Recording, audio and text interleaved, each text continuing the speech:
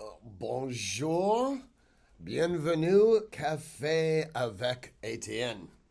Well, kids, this has been quite a week, hasn't it?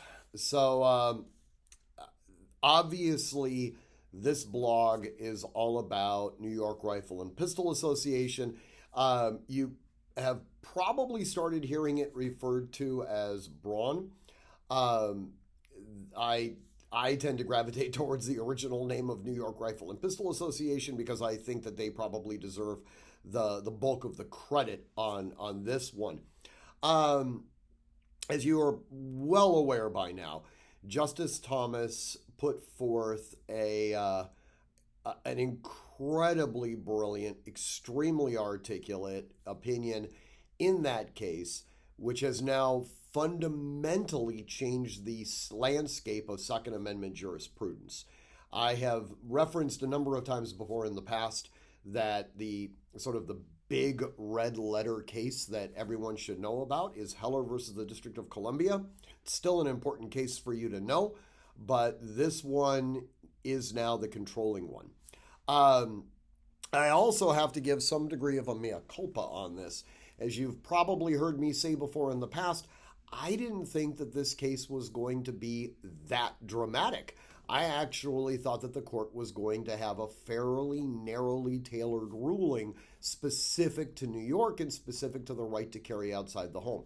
I did believe that they would articulate that the Second Amendment applies outside the home. But I didn't think they were going to actually issue a constitutional test. And that's the important part. Um, in the opinion and in the reasoning, they emphatically stated that the Second Amendment does, in fact, exist outside the home, but they also articulated a way of looking to see whether a statute that is promulgated by the state falls outside of what would be considered constitutional permissibility as it relates to the Second Amendment.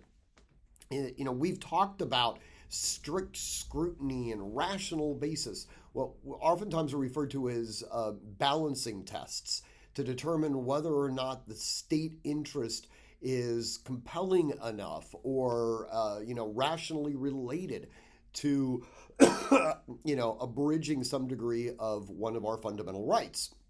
We use something referred to as strict scrutiny when we look at, say, like the First Amendment to the Constitution. And many of us just sort of naturally gravitated towards using that same type of approach towards the Second Amendment. And Justice Thomas said that was actually incorrect. We should not be using a means testing approach. In fact, and I thought this was quite interesting, he said the balancing test between the state and the individual, that actually took place at the time of the ratification. That's when the balancing was actually done. So now, rather than using a means test, he's articulated a constitutional test, which I find pretty freaking interesting. It's plain reading of the amendment with historical interpretation at the time of the ratification to explain it. It's an interesting sort of two-part analysis, and he goes through his sort of historical analysis, and it's persuasive. There's no question about that. So in the short run, it has effectively made the United States shall issue. The presumption is a law-abiding citizen that wants to carry a firearm outside of their home. The presumption is they should be able to do so. The more interesting aspect is that we can now use this test to study all different types of gun control. We have to ask ourselves, a law that's regulating a particular type of firearm, would this have withstood constitutional scrutiny at the time of the ratification? It's going to be interesting. Everything's on the table, from our California roster of handguns to our assault weapons restrictions, magazine capacity, even arguably components of the 1968 Gun Control Act. So yeah, this one's a biggie, no question about that. Anyways, I do encourage you to read the blog.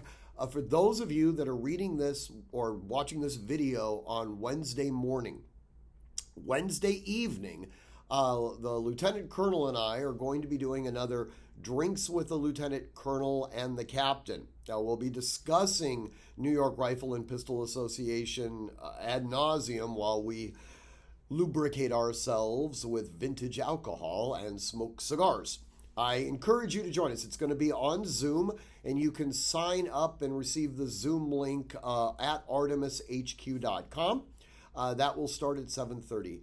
In the meantime, train constantly, train consistently, train repetitively, and train with purpose. Above all else, stay safe.